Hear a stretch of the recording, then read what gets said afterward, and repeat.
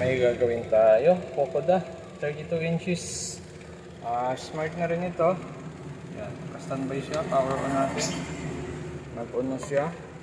Pero wala siyang display. Yun o. Yan, ganyan lang yung display niya. Okay.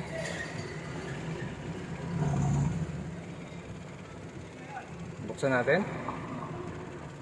So, sarado pa silyo nito. Bali, unang sira niya. Panel issue. Ito yung kanyang mainboard.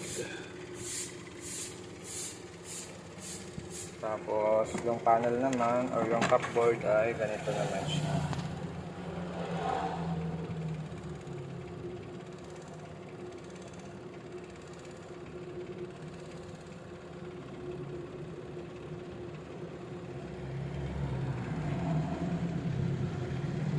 Okay, so gagawin natin, mag-check tayo ng signal.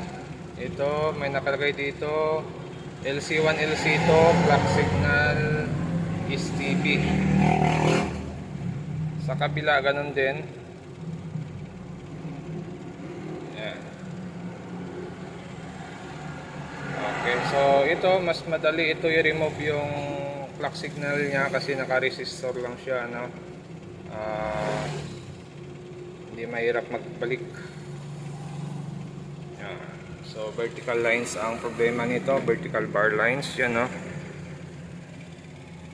Wala namang tama yung salamin natin, pero parang walang signal yung ating clock signal.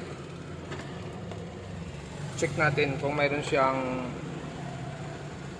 swapping voltage. Yan yung una nating i-check pag mga ganito ang display niya. Titingnan natin kung mayroon siyang swapping voltage. Pag mayroon, sabihin gumagana yung ating swapping voltage. Pag may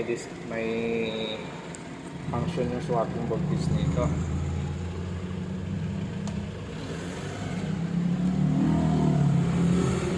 Supply natin BCC 12 volts. Okay, pasok yan. So check natin yung clock signal natin.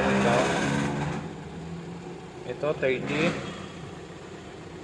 negative 8, 30. Ito, swapping voltage.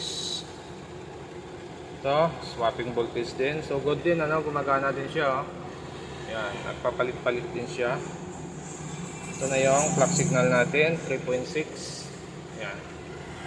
So okay din yung clock signal natin, 3.6, 3.6, 3.6, 3.6, 3.6, 3.7, 3.6, negative 8. Ito yung STB natin. Ito. Yan. So una natin gagawin dito, baka makuha pa natin to sa isang side lang.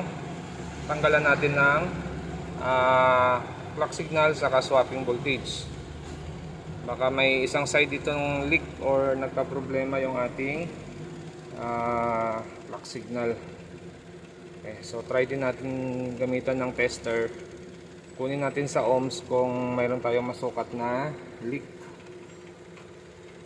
Okay. So lipat tayo sa ohms.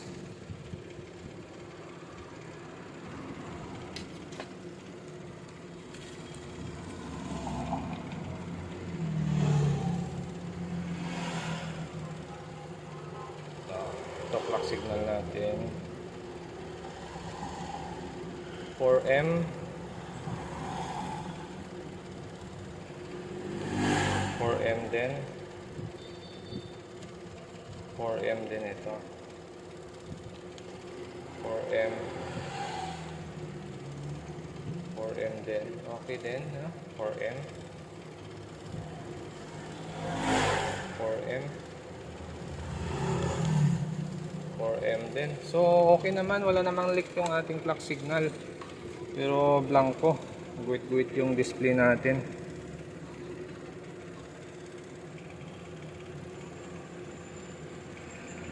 So try muna natin mag-remove ng isang side. Baka may leak lang yung isang side natin, kaya nagbablanco ito. So ito na. Tinanggal din natin yung kabila niya. Kabila, naibalik na natin. Pero ang display niyan ay same issue pa rin, ano? Walang pagbabago yung problema niya. So, ibig sabihin, pwedeng hindi sa clock signal ang issue ng unit natin. Pag ganito ang issue niya, same problem. Check ulit natin yung mga supply, lahat ng supply, check natin. Titingnan natin kung kompleto lahat ng supply niya.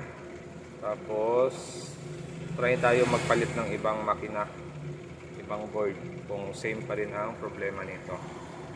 Itong top board ay hindi po talaga na-repair. Yan. Napalabas natin yung display niya, pero hindi talaga siya nag-cleared. Yan o, diba? Nagka-display nga siya pero hindi clear. Tapos itong side na to ang sira. Siguro yung isang side natin may leak din.